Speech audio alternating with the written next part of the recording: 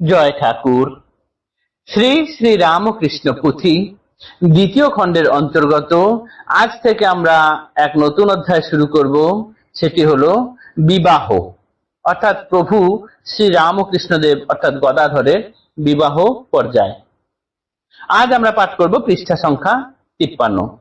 গতদিনের পাঠে আমরা দেখেছি পুরী অর্থাৎ দক্ষিণেশ্বরে মা ভবতারিণীর মন্দিরে ঠাকুর যখন মা ভবতারিণীর পূজা করতেন তখন তার যে অমানসিক বা দৈবিক এক ক্রিয়া হতো, অঞ্জলি দেওয়ার কালে, সন্ধ্যা আরতি দেওয়ার কালে সমস্ত পূজারী বা ঢাক বদ্যি বাদক অন্যান্য যারা ছিলেন তারা সকলেই শরীর ঘর্মাক্ত হয়ে যেত, ঘামে ভিজে যেতেন, ক্লান্ত হয়ে যেতেন, আলা পড়ে তারা থেমে যেত। কিন্তু ঠাকুর ওই বাঁ হাতে বড় ভারী একটি ঘণ্টা এবং ডান হাতে উজ্জ্বল আলোকের যে প্রদীপ, সেই নিয়ে এমন ভাবে নাচতে থাকতেন সকলে আলা পড়ে গেলেও ঠাকুরের কোনো বাহ্যজ্ঞান থাকতো না। তার মুখমণ্ডল উজ্জ্বল বর্ণ হয়ে যেত, রক্তিমাভা দেখা যেত, অদ্ভুত ভাবে তিনি আরতি করেই চলতেন। এ দৈবিক পরিবেশ সৃষ্টি হয়ে গেছিল একটা, এবং অবশেষে দেখা যেত একসময় তিনি বাহ্য জ্ঞান হারা হয়ে যেতেন। তখন হৃদয় ধরে বাইরে আনতেন তাকে। তখন তাহলে কি হতো না, দেশে দেশে রাষ্ট্র হইল কথা বড় পরমাদ, সবে কয় হইয়াছে গদাই উন্মাদ। এবার রটে গেল যে গদাই উন্মাদ হয়ে গেছে। হেন পরমাদ কথা মনে হয় ডর, ইহার ভিতরে আছে বড়ই রগর। এটি ঠাকুরই এমন একটা কৌশল করে করছেন, এটা আমরা পরবর্তীকালে বুঝতে পারবো। বিয়া করিবার সাধ বড় তার মনে, উন্মাদ প্রবাদে লোকে কন্যা দিবে কেনে। অর্থাৎ যে পাগলকে পাগল জামাই দেখে কন্যা দেবে সে তো আর সাধারণ নয়। কাজে ঠাকুর এ এক ছলনা করলেন, নিজেকে উন্মাদের মতো করে দিলেন, দেখা যাক তারপরে তাকে কে কন্যা দেয়। এরকম শ্রীপ্রভুর বিবাহের সাধ অতিশয়, মানুষে যেরূপ করে সে প্রকারে নয়। আমরা জাগতিক মানুষেরা যে ধরনের বিবাহে অভ্যস্ত, ঠাকুরের বিবাহ সেই ধরনের নয়। তিনি এক অন্য মায়া মুক্ত হয়ে, শরীর সম্পর্ক বিরহিত হয়ে বিবাহের উদাহরণ দেখিয়ে গিয়েছেন আমাদের। আজ আমরা সেই বিবাহ পর্যায়ে পাঠ করছি। জয় জয় রামকৃষ্ণ বাঞ্ছা কল্প তরু, জয় জয় ভগবান জগতের গুরু, জয় জয় রামকৃষ্ণ ইষ্ট গোষ্ঠী গণ, সবার চরণ রেণু মাগে এ অধম। ক্রমে পরে শুনিলেন আই ঠাকুরানী, প্রভুর কারণে হইলা আকুল পরাণী। ওই যে দক্ষিণেশ্বর অঞ্চলে রটে গিয়েছিল যে গদাই উন্মাদ হয়ে গিয়েছে, তার মাথার ঠিক নেই, এই কথা আস্তে আস্তে রটতে লোকমুখে এক সময় কামার পুকুরে গিয়েও পৌঁছালো। কামার পুকুরে ঠাকুরের মায়ের কাছে সে খবর পৌঁছানোর পরে তার প্রাণ আকুল হয়ে উঠলেন। কেননা ইতিপূর্বে বড় ছেলে মারা গেছেন কিছুদিন হলো, তার শোকতাপ এখনো ভুলতে পারেননি।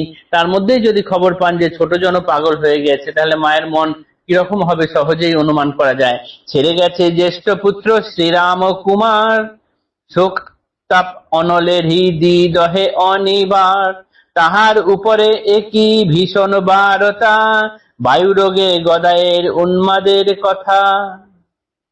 যতেক মমতা স্নেহ তাহার উপর, প্রাণের অধিক ছোট ছেলে গদাধর।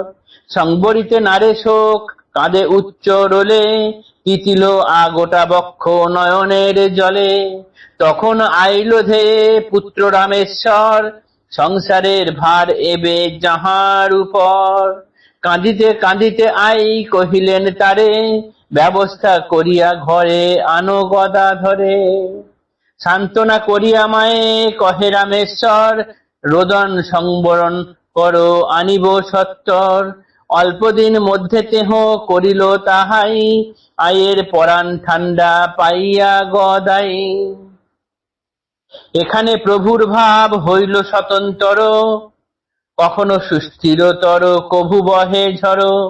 সুস্থিরেতে হাসি খুশি প্রতিবাসী সনে, হইতো যেমন পূর্বে গ্রাম্য আলাপনে, বহিলে অন্তরে ঝড় নীরব গদাই, সম্মুখে আসিলে কেহ কোনো কথা নাই। রাত্রি দিন উদাসীন আপনে আপন, ঘৃণা লজ্জা ভয়হীন বাহ্য আচরণ, কানাকানি লোকজনে পরস্পর কয়, উপদেবতার কর্ম অন্য কিছু নয়। কিছুদিন আগেই বড় ছেলে রামকুমার দেহত্যাগ করেছেন। সেই শোকেই মা এখন কাটিয়ে উঠতে পারেননি। তারপরেও শুনেছেন যে আবার এই ছোট ছেলে তার উন্মাদ হয়ে গেছে। এই শোনা মাত্র তিনি উচ্চ স্বরে কাঁদতে থাকতেন বাড়িতে, তার কেঁদে কেঁদে তার গোটা শরীর ভিজিয়ে ফেলতেন। এই সময় তার মেজ পুত্র রামেশ্বর এলেন তার কাছে, কেননা এখন সংসার চালানোর দায়িত্ব ওই মেজ ছেলে রামেশ্বরের উপরেই ছিল। তিনি বললেন, তুমি কান্না থামাও, আমি দেখছি যত তাড়াতাড়ি শীঘ্র সম্ভব আমরা গদাইকে আনার ব্যবস্থা করছি। তারপর তিনি গদাইকে দক্ষিণেশ্বর থেকে কামারপুকুরে নিয়ে গেলেন। তাকে পেয়ে তবে গদাইয়ের মায়ের একটু বুকটা জুড়ালো। এখানে আসার পর থেকে গদাধর কিন্তু কখনো শান্ত, আবার কখনো তার ভেতরে ঝড় বইতে থাকে। যখনও মনে শান্ত থাকতো তখন তিনি সকলের সঙ্গে আনন্দ হাসি খুশিতে থাকতেন যেমন আগে ছিলেন, কিন্তু যখন অন্তরে ঝড় বইতো তখন তিনি কারোর সঙ্গে কোনো কথা বলতেন না। সেই সময় তার লজ্জা, ঘৃণা, ভয় এবং বাহ্যিক আচরণ সব অন্যরকম হয়ে যেত। আর এই দেখে প্রতিবেশীরা সবাই কানাকানি করা শুরু করলেন যে এ আর কিছুই নয়, ওকে উপদেবতায় পেয়েছে, অর্থাৎ ভূতে পেয়েছে। ঠাকুরের ভূত ছাড়ানোর ব্যবস্থা আমরা আগামীকাল পাঠ করব। আজকে আমরা এতটুকুই পাঠ শেষ করছি। জয় ঠাকুর, জয় শ্রী রামকৃষ্ণ।